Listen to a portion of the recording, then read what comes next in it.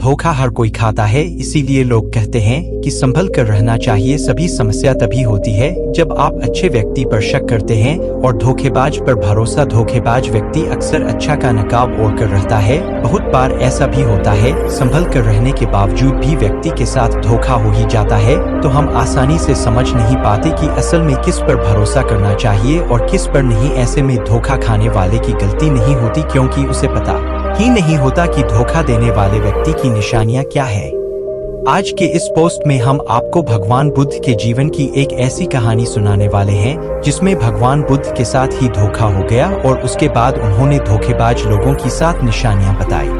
दोस्तों, गौतम बुद्ध की शिक्षा हर किसी के जीवन को नई दिशा दे सकती है। अगर आप भी इसे मानते हैं तो कमेंट्स में नमो बुद्धाय लिखना मत भूलिए। तथागत बुद्ध अपने एक शिष्य पर बड़ा भरोसा करते थे। उस शिष्य को वे सबसे ज्यादा सम्मान देते तो उसी की बातों को मानते भी थे। बुद्ध उस शिष्य की हर बात पर आंखें बंद करके विश्वास करते थे, लेकिन आज तक बुद्ध को कभी यह पता नहीं चला कि उनका वह शिष्य कौन से गाँव में और कहाँ का रहने वाला है, क्या काम करता है। लेकिन फिर भी बुद्ध उस पर विश्वास करते थे। वह शिष्य बुद्ध की बड़ी ही मनोयोग से सेवा करता था, इसलिए बुद्ध को भी कभी इस बारे में जानने की आवश्यकता महसूस नहीं हुई। जब कभी बुद्ध ने उस शिष्य के बारे में कुछ जानने की कोशिश की तो उसने हर बार बात को घुमा दिया, लेकिन कभी कुछ बताया नहीं। बुद्ध के उस शिष्य का व्यवहार आश्रम के बौद्ध भिक्षुओं के साथ भी बड़ा ही अच्छा था। इस कारण से हर बौद्ध भिक्षु उसे अपने मन की बात बता देता था, लेकिन वह शिष्य ऐसी बातों को सुनकर हर दिन बौद्ध भिक्षुओं की शिकायत बुद्ध से कर देता था। ऐसे ही एक दिन भगवान बुद्ध भोजन करने बैठे और कुछ देर बाद उनकी तबीयत खराब हो गई। उन्होंने अपने एक शिष्य को भेजकर राजवैद्य को बुलाकर लाने को कहा। राजवैद्य ने आकर बुद्ध के स्वास्थ्य की जाँच की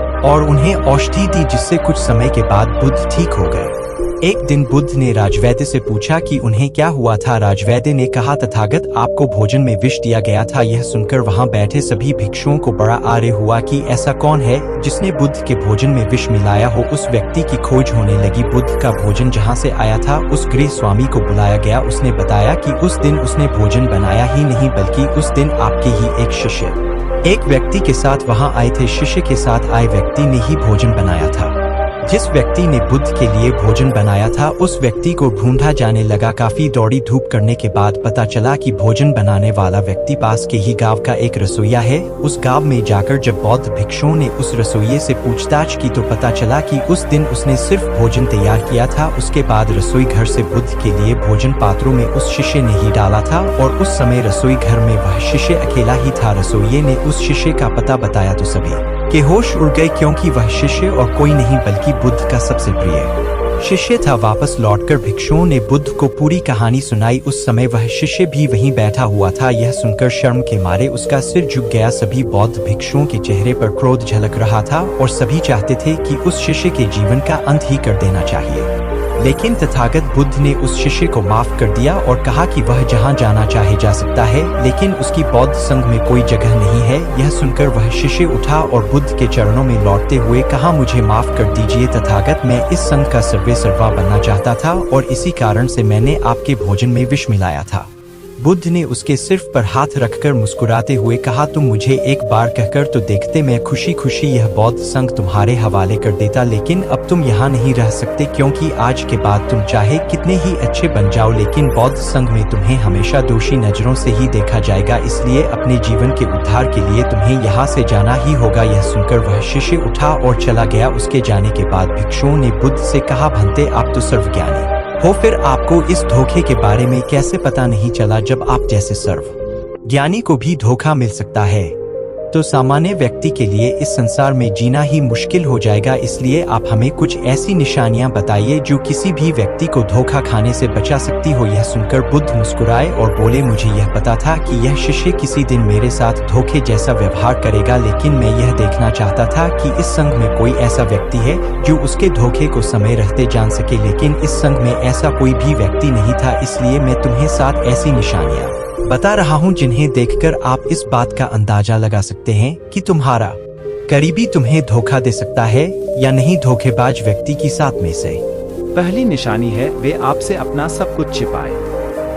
आप धोखेबाज व्यक्ति के बारे में कुछ नहीं जान पाओगे, क्योंकि जब भी आप उनसे उनके बारे में कुछ भी पूछेंगे तो वे हर बार बात को बदल देंगे, लेकिन बदले में वे आपसे आपके जीवन के हर एक रहस्य के बारे में जानने की कोशिश करेंगे। उनका पूरा जीवन आपके लिए पूरी तरह से रहस्यमय होगा। भले ही आप उस व्यक्ति के बड़े ही करीबी होंगे, लेकिन उसके बारे में आपको कुछ भी पता नहीं होगा। यदि ऐसा व्यक्ति आपके भी संपर्क में है तो आपको सावधान होने की जरूरत है, क्योंकि ऐसा व्यक्ति समय आने पर आपको धोखा जरूर देगा। धोखेबाज व्यक्ति की दूसरी निशानी है, उन्हें आपकी कोई परवाह नहीं होगी।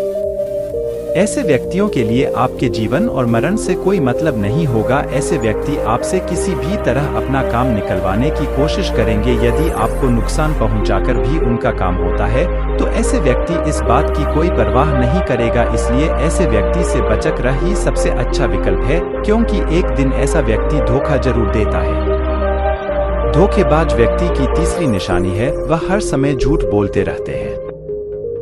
अपने जीवन अपने काम को पूरी तरह से रहस्यमय रखने के लिए यह व्यक्ति हमेशा झूठ बोलते हैं। इनके पास एक ही बात के कई जवाब होते हैं, इसलिए ऐसे झूठे व्यक्ति धोखा देते ही हैं। धोखेबाज व्यक्ति की चौथी निशानी उनकी कथनी और करनी में अंतर होता है। ऐसे लोग कहते कुछ है और करते कुछ है। यह लोग आपको खुश करने के लिए आपके पक्ष में कुछ भी कह सकते हैं, लेकिन जब करने की बात आएगी तो यह हमेशा अपने स्वार्थ को आगे रखते हैं, फिर चाहे आपका नुकसान ही क्यों ना हो जाए। इसलिए ऐसे धोखेबाज व्यक्तियों से जीवन में दूरी बनाए रखना ही श्रेयस्कर है।